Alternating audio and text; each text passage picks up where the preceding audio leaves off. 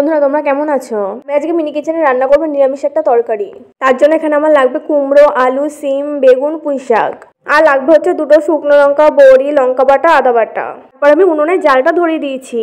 এখানে আমার উনুনটা সুন্দরভাবে ধরে গেছে। এবার কড়াইটা দিয়ে দিলাম। আর এই পাশে উনুনে হাঁড়িটাও বসিয়ে দিলাম।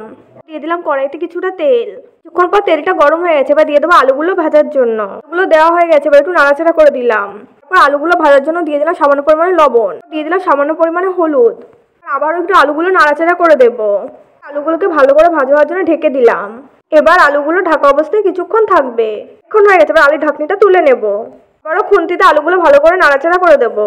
দেখো আমার আলুগুলো কিন্তু ভাজা হয়ে গেছে। এবার ঝাঁঝরি হাতাতে আলুগুলো সব তুলে নিলাম। আমার সব আলুগুলো তোলা হয়ে গেছে। ওই তেলের পরে কুমড়োগুলো ভাজার জন্য দিয়ে দিলাম। কুমড়োগুলো কিছুক্ষণ ধরে ভালো করে নাড়াচাড়া করলাম। এবার কুমড়োগুলো ভাজা হওয়ার জন্য দিয়ে দেবো সামান্য পরিমাণে লবণ। এবার দিয়ে দেবো সামান্য পরিমাণে হলুদ। কিছু দেওয়া হয়ে গেলে খুন্তিতে কুমড়োগুলো আবারও নাড়াচাড়া করে দেবো।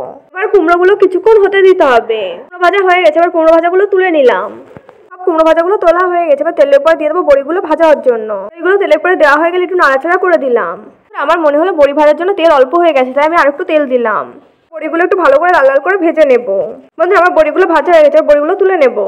এগুলো একটু লাল লাল করে ভাজা থেকে একটু বেশিই ভাজা হয়ে গেছে। নামিয়ে নেওয়ার পর কড়াইতে আবার একটু তেল দিলাম। এটা গরম হয়ে গেলে তেলের পরে দিয়ে দিলাম দুটো শুকনো লঙ্কা।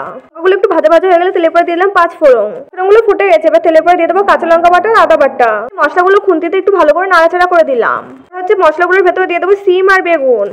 মশলাগুলোর সঙ্গে সিম আর বেগুনকে খুন্তিতে ভালো করে মিশিয়ে দিলাম। কড়াইতে দিয়ে দিলাম কেটে রাখা পুঁই শাকগুলো। পুঁই শাকগুলো দেওয়া হয়ে গেছে। এবার খুন্তিতে আবার একটু নাড়াচাড়া করে দেবো। এবার সব সবজিগুলো সেদ্ধ হওয়ার জন্য দিয়ে দেবো সামান্য পরিমাণে লবণ। এবার দিয়ে দেবো সামান্য পরিমাণে হলুদ। সবজির সাথে হলুদ লবণটা ভালো করে মিশিয়ে দিলাম।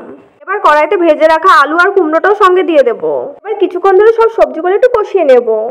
এই দিন রান্নার কোনো সাউন্ড আমি দিতে পারিনি। আমাদের পাশের বাড়ি অনুষ্ঠান হচ্ছিল। পুরো ভিডিওতে বক্সের গানের আওয়াজ এসছে। তোমরা আমার রান্নার কোনো সাউন্ড পাওনি। আমার সবজিগুলো কষানো হয়ে গেছে। এবার দিয়ে দিলাম গরম জল।